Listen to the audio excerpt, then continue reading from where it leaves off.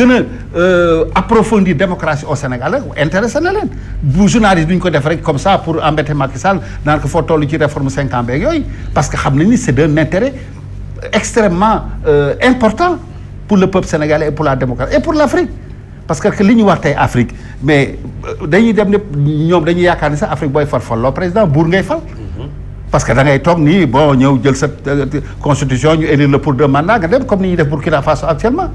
dem ñu élire la yaa ngi fi depuis près 20 et quelques années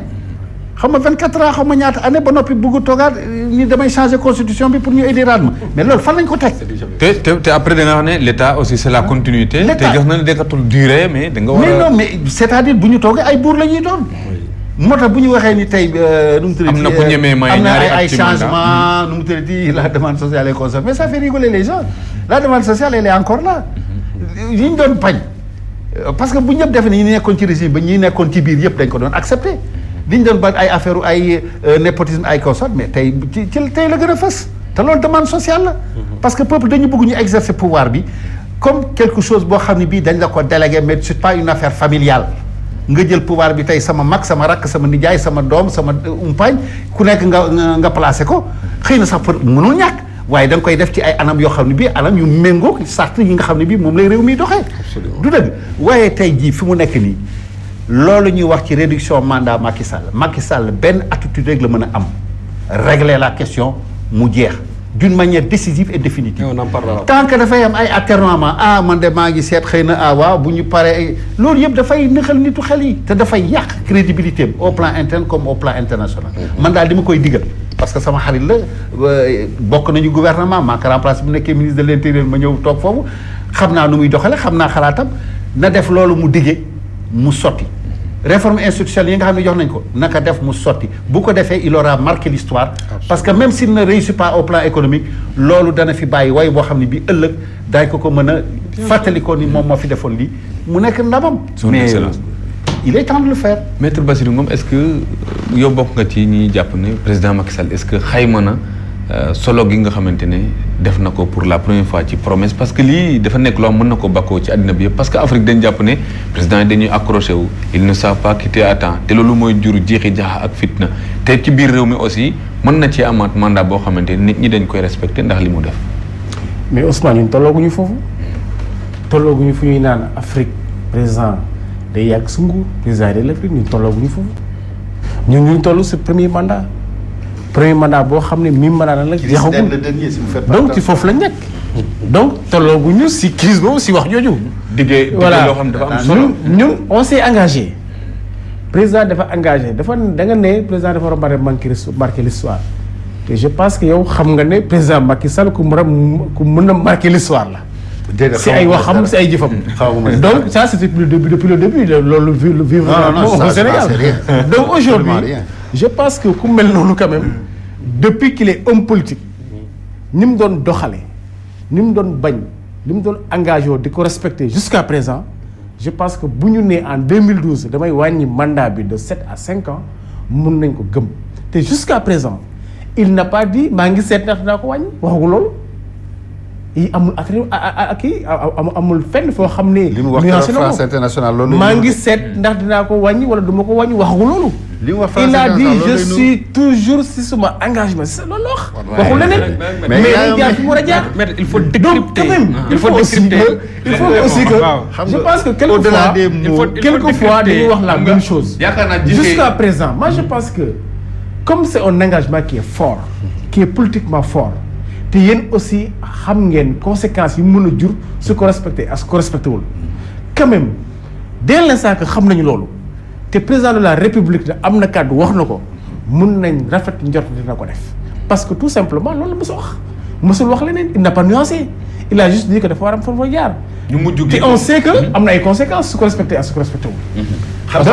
xam nga lan moo doon kàddu li mujj yëpp mooy def na woon. may naa leen wax ko waxaat ko ñëw ba temps yi ñuy génn mu ne buñ ma mayee dinaa leen may loolu lan la xaw a wund quoi maanaam bu lu yoon mayee loolu parce que du man may yoon. non yoon moo ko mës a waxee. loolu moo ko mës a maye. mësul changé entre temps on n'a pas changé la constitution du Sénégal donc pour dire que conditions yi mënoon amee en 2012 conditions yi lay amee 2013 conditions yi lay amee 2014 conditions yi lay amee le 16 juin bu mu koy wax donc amul dara lu changé entre temps comme wax na ko te xam nañ conséquences yi quand même te waxagul au niveau institutionnel loo xam ne wax na ko te defu ko nañ ko quand même déglu je sais que dina ko def dina ko jaarale fu mu war a jaar c'est ça qui est important parce que c'est un homme politique. annonce boobu la war a il est président de la République. Il est dans un pays organisé qui a une constitution qui a des lois qui a des institutions donc li mu bëgg a def dina ko def selon son engagement mais en respect à la règle de droit qui régit ce pays loolu aussi quand même nañ ko nangul il ne faut pas que ñu def ay météo politique def as di dem a def ay analyses yoo xam ne quand même ça n'a rien à voir avec la réalité. Serigne Saliou bi est-ce que gënul yoon yomb kon te jamono yooyu mu ne bu ma gagné dinaa changer constitution bi def mandat présidentiel 5 ans. moo nekk foofa loolu la changer constitution la changer constitution nga changer constitution bi. waaw def modification. mais xam nga je crois que li ñu tey président war a éviter le Sénégalais yi mooy ce long débat bi nga xamante ne moo amoon ci vraiment vers la fin du mandat du président Abdoulaye Wade. Est-ce que mën na nekk c'est légal c'est pas légal c'est constitutionnel c'est anticonstitutionnel ñu nekk vraiment ci coow loolu bàyyil presque république bi ça ne tournait qu'autour de vraiment de cette discussion là et dafa tardé Sénégalais yi ci lu bëri léegi xëccoo bi ñuy dem wuti ay experts ci biti fay leen ay xaalis ñi ñëw fii ñu mobiliser fii ay experts finalement le conseil constitutionnel daal di tranché débat bi indi fi coow lu métti ci dëkk bi il est vrai que ñaari cas yi bokkul mais xam nga man non bokkul sax mais ci coow li parce que aussi coow loolu dina ko créer xamul ndax ma ne dina ko créer parce que bu ñu jikkee ba tey jii loolu nga xamante ne moom war na ko defu ko léegi président bi dina ko wàññi du ko wàññi et dans sa majorité dafa am ñoo xam ne ouvertement dañu taxaw ne ñoom loolu du am. xam nga loolu moo gën a déjà mën na ñooñu indi nañ coow bi. parce que ñooñu tey bu ñu taxawee ne du am. des observateurs ou bien le citoyen lambda taxaw daal ne loolu li ngeen wax du am mais déjà crise commencé na installé wu te boo xoolee yéen seen biir majorité ñooñu rek ñoo fës. mais am nañ ci député yoo xam ne ci boppam ñoom seen biir ñi position yi ñuy am ils ont les mêmes positions te loolu ma ne la bu yàggee ñu ci bëri dinañ gën feeñ daal ne ñoom aussi position bi ñoom Moustapha Cissé Lo wax ñoom parce que Moustapha Cissé Lo on va dire après c'est le fou du village rek moom moo am courage taxaw wax ko mais am na ñu ci bëri ñoo xam ne ils ont les mêmes positions dañoo génnagul pour wax ko te bu su boobaa nag bu ñu bëggee jël attitude boobu moo di que ne dañuy maintenir mandat bi à 7 ans que ñoom bu ñu ko indee assemblée nationale dañ ko xeex léegi nag su boobaa dafay indi beneen coow parce que nag peuple aussi quand les gens sentiront que ne il y a un danger qui plane sur le maintien du mandat à 7 ans su boobaa les gens vont exiger à ce que nit ñi ñu jaarale ko par la voie référendaire parce que aussi duñ ko jox ay député guddi yooyu yoo xam ne ni su yeb boobaa aussi dañuy maintenir président bi ci li nga xam ne moo ko neex et ça fera aussi le jeu du président parce que après le président va dire tout simplement que man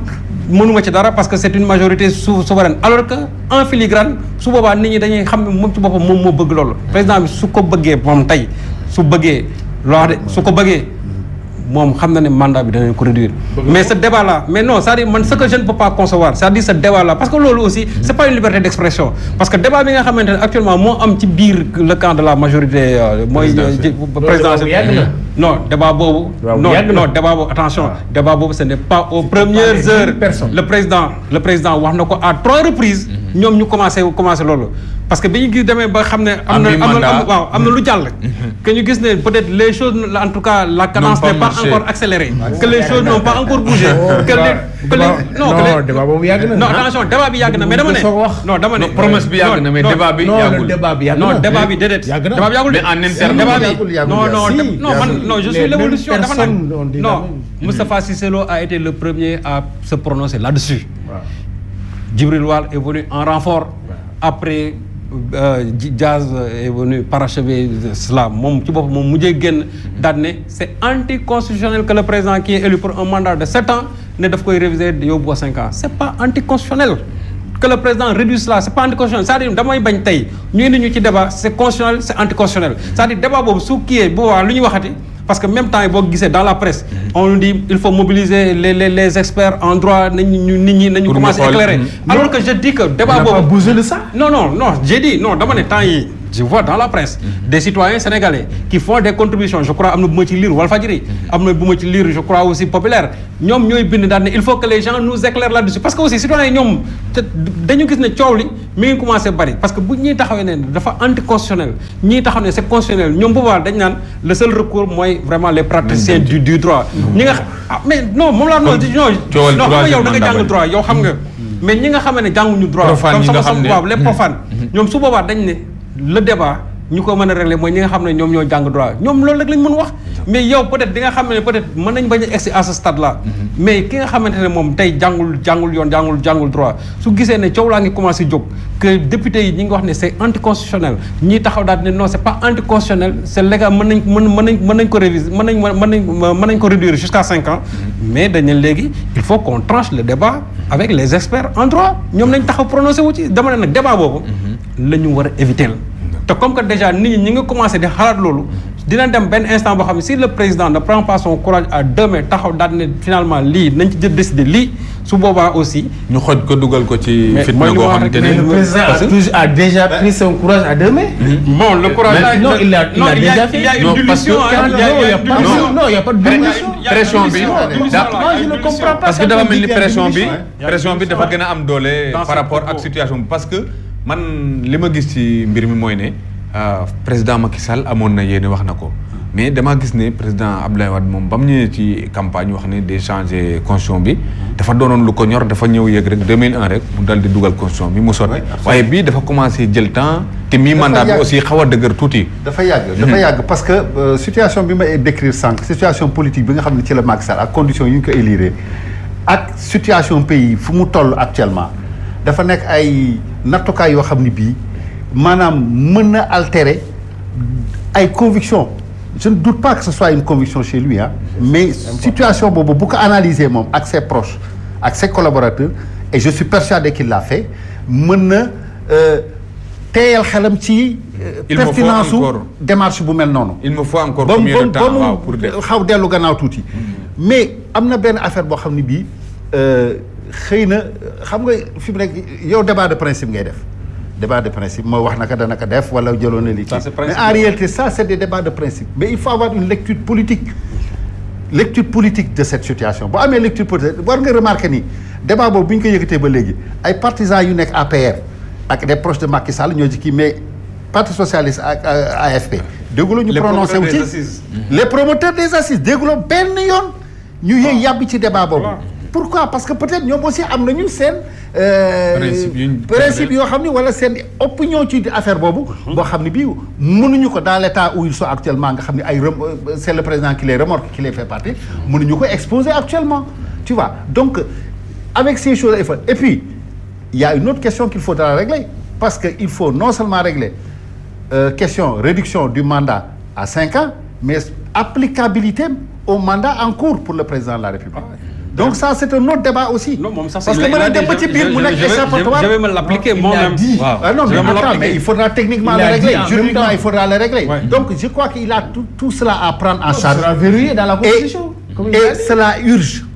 Cela devient une préoccupation nationale et internationale. Il est souvent interpellé sur la question. C'est pour ça qu'il se prononce dans les forats où il se retrouve à l'extérieur sur cette question parce que les gens l'interpellent. Écoutez, vous aviez dit ça, on attend toujours, on ne va rien arriver.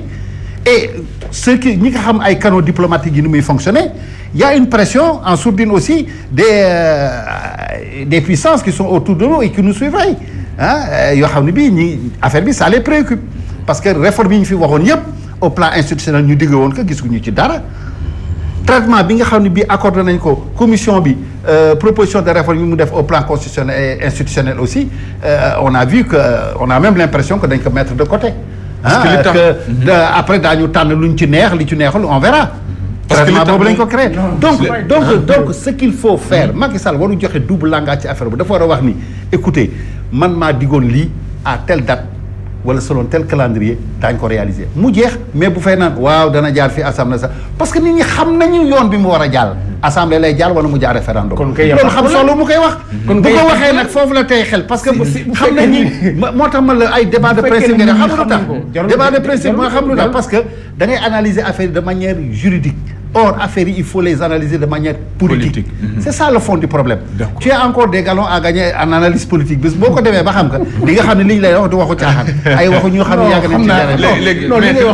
parce que maître man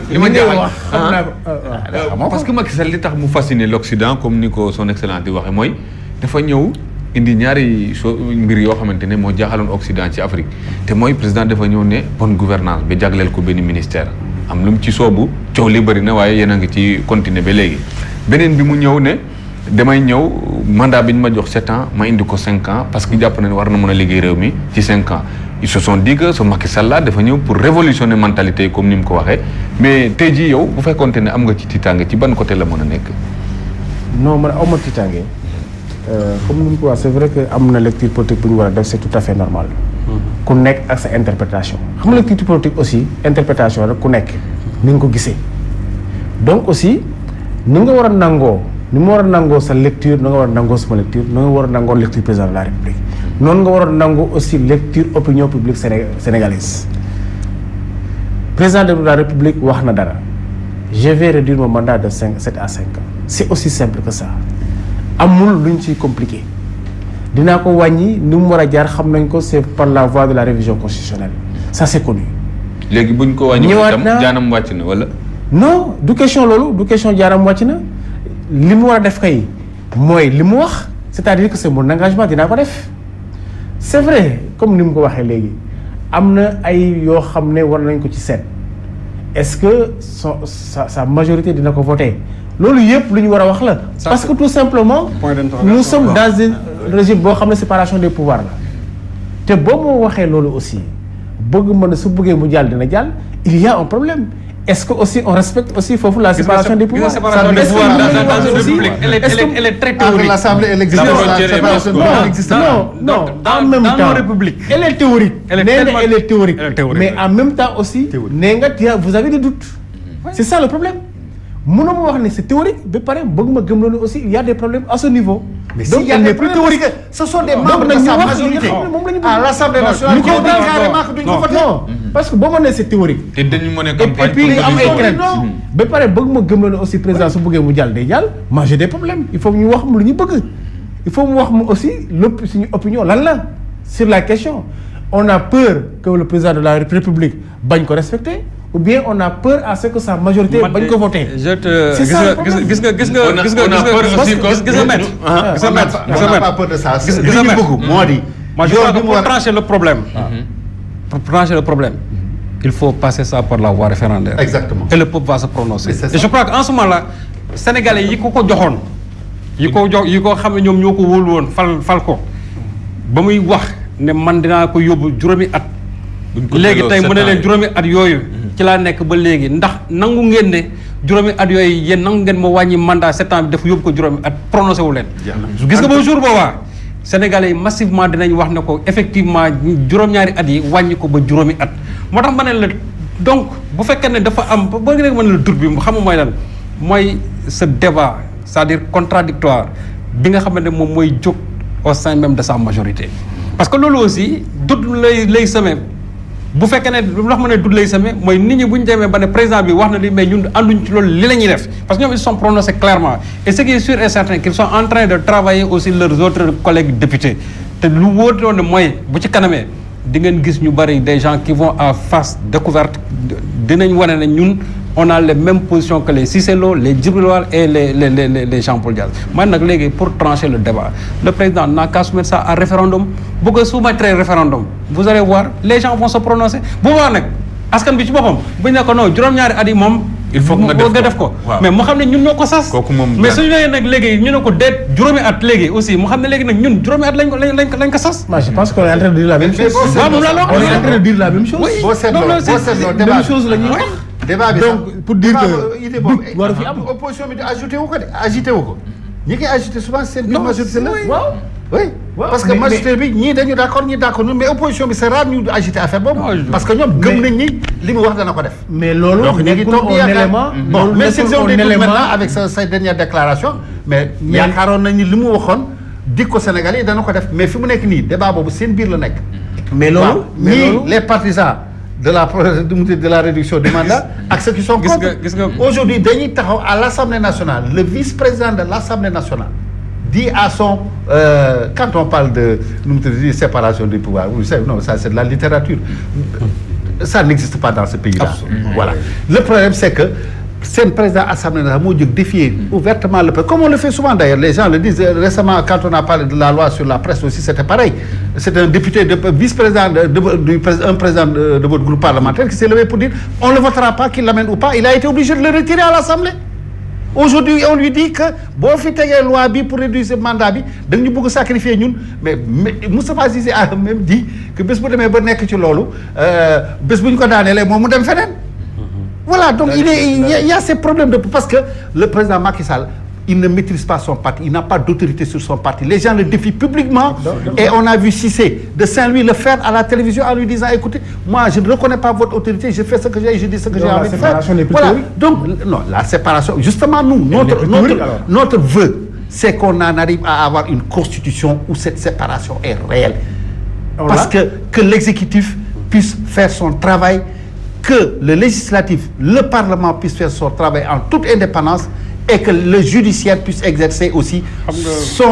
ses responsabilités en toute indépendance. C'est ça. Et réformer, il ne faut parce qu'on vous attend. On vous attend. Un problème d'homme, un problème de personne. Comment c'est pas un problème d'institution. C'est un problème de volonté politique. Si la volonté politique existe, parce que le peuple est d'accord là-dessus, vous êtes en train de me parler de position personnelle. Maître, de position personnelle, avec l'exécution, avec le président, ça n'a rien à voir. Et li nga wax c'est des positions yoo xam ne amu si benn indice bu wane ne c'est une mauvaise volonté du président de la République mu ngi ñëw. Ça c'est autre chose, c'est d'autres débats. Mais débat bi ñu intéressé mooy débat président de la République, la position du président de la République ak l'engagement du président de la République. Loolu mooy lu seen débat moo ñu intéressé moo intéressé Sénégalais yi parce que président de la République moom la Sénégalais yi élire ñu keneen pour mu nekk seen président. élire ñu keneen pour mu jël ay engagement président la dafa commencé am président bi nga xam ne moom la élire pour mu jël ay engagement a pris des engagements qui sont constants et c'est ça qui est important. xam nga est-ce que yow da nga bokk ci ñi nga yaakaar ne comme le président avait aucune obligation pour mu def promesse yu mel nii da nga bokk ci ñuy yaakaar ne war nañ mën a def la politique autrement di bañ di tirer une balle au pied comme yu mel nii. parce que day def ko def parce que conviction la. parce que amul woon benn pression. mais dafa ko bu ko defloo. amul woon ça n'existait pas. daf ko digle. donc c'est un engagement et l'engagement est là. On m'a pas dit que le 16 juin il a dit que maa ngi seet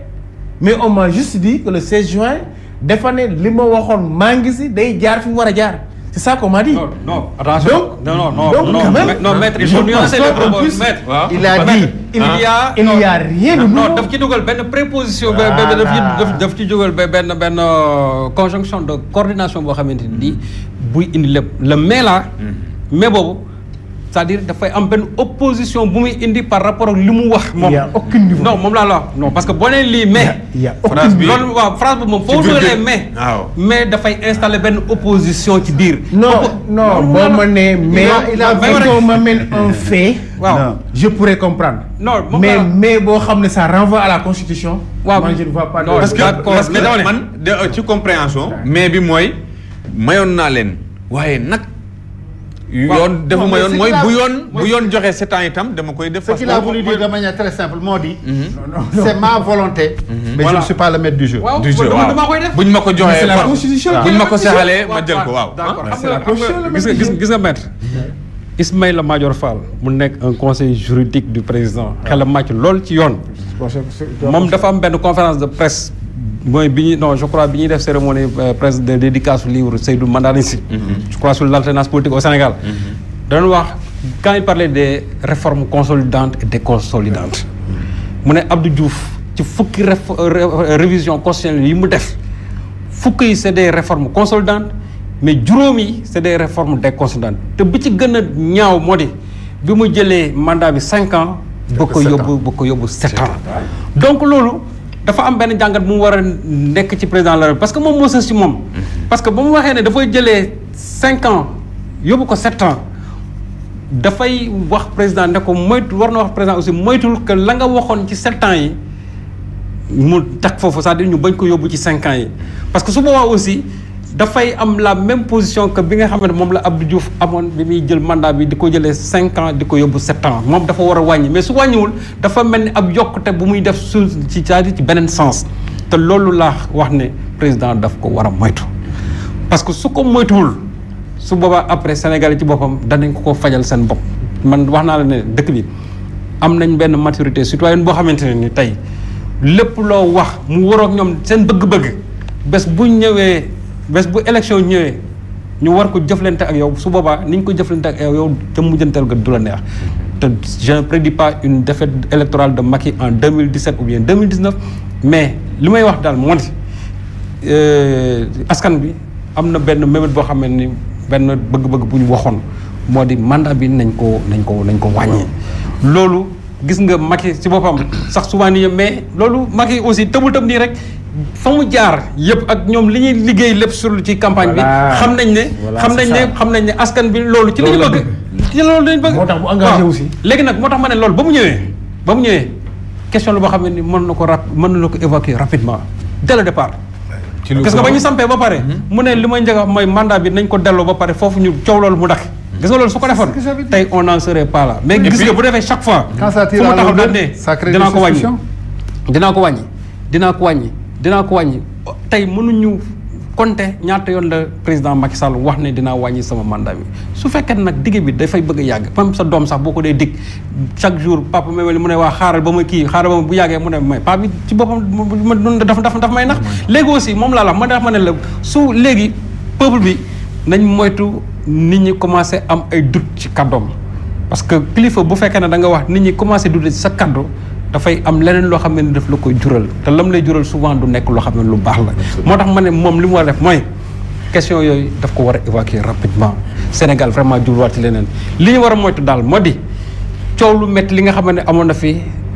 ci épilogue bu mandat président Abdoulaye Wade c'est constitutionnel c'est anticonstitutionnel c'est constitutionnel c'est anticonstitutionnel débat boobu mi ngi commencé di ram ndànk te gis nga bu élection locale yi weesoo bu ñu ci jëlul ay mesures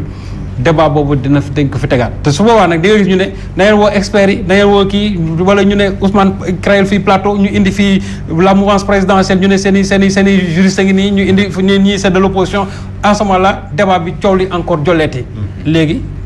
ce sera au détriment du président la parce que moom mooy favoriser coow loolu alors que loo xam ne ni la mën na ko éviter dès le départ moo tax ma ne vraiment il est temps que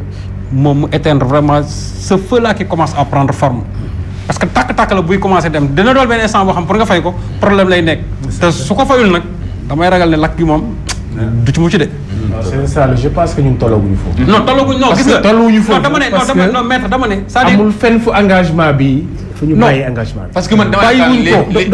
li seen saa yi mooy seen chance. waaw mu ne kon bu ngeen yëg see def ko ñu jox leen 7 ans benn coow li jeex na ñu jox leen 5 ans benn coow li jeex na te bu ko defee ca njalbeen ga naruloon jur benn jafe jaaxal. non c'est du pareil même nekkaguñu fu ñuy xalaatee ndax dina am du am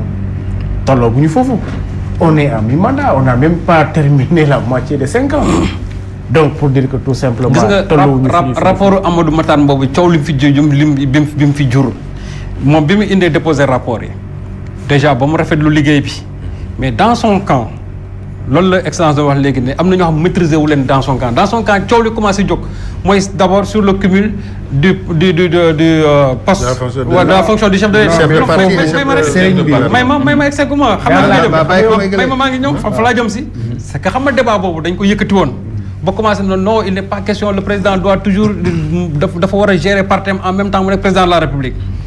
boobu laa ne malheureusement ñi koy wax liiruñu sax li ñoom Amadou Matar Mbow bind parce que am na benn disposition transitoire boo xamante nii mooy wax ne président actuellement bu dee pour l'actuel président moom mën na en même temps nekk chef de parti en même temps nekk le président de la République loolu ça va s'appliquer sur le président qui va venir ultérieurement mais débat bi amul Matar Mbow amul lu ñu ko fi waxul même ñoo xam ne nii ils viennent de commencer la politique yàq nañ ko lu ne alors que ñoom waxuñu ne président bi impérativement daf ko war a def mais bu fi jógee ki nga xam ne mooy ñëw su boobaa ne jël ay dispositions yoo xam ne ni bu boobaa du mën a boole ñaari fonctions yi loolu aussi c'est pour une lisibilité simplement du jeu politique moo tax ma ne la rapport Amadou Matar Mbow boobu moom lam ca xalaatoon dafa xaw a wàññeeku tuuti ba nit ñi amee yenn réaction yi moo tax njël ba mu ne moom c'est le président de la République day jël li nga xamante ne moom gis na ne loolu lu ko ci arrangé la alors que la mu engagé woon dane lépp luy dëgëral institution yi moom dina ko jël def ko lettre de mission commission bi xam nga président lettre de mission bi mu jox commission bi ça c'est à force de règle droit bien sûr yoo xam nga loolu voilà donc lettre de mission boobu lire nga ko te lire nga rapport bi xam nga décalage bi am entre lettre de mission bi ak rapport bi c'est de foofu la nit ñi waxee mais waxee ñu feneen en tout cas ñi nga xam ne c'est des éléments contrôlés de notre parti contrôlé nga xam ne aussi ñoom dañuy wax ci turu parti bi ak li nga xam ne mooy vision président de la République su amee loo xam ne reproché nañ ko sa commission boobu foofu rek la ñuy yem kon dafa mel parce ni que aussi lettre de mission la kon dafa mel ni donc da ngay yem si loi bi nga xam ne moo la si foofu la ñu waxee woon lettre de mission bi léegi mën naa la defal mën naa non je l'ai vous l'avez non je l'ai lu yow gis naa je l'ai lu voilà je l'ai lu te yow aussi fu mu toll nii li la wóor te wóor ma te wóor Sénégalais yi mooy leen si engagement président de la République mooy que il s'était engagé en 2012 et jusqu'à présent il s'est engagé loolu moo la wóor moom la wóor moo wóor Sénégal léegi amul leneen non man moom j'ai des doutes président maître moom moi j'ai des doutes depuis cette fameuse phrase de 16 juin là depuis ce 16 juin là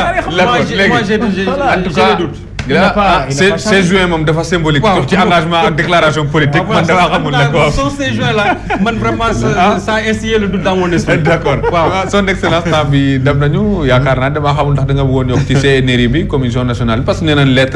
lettre bi dafa am déphasage dafa liirul wala dégluwul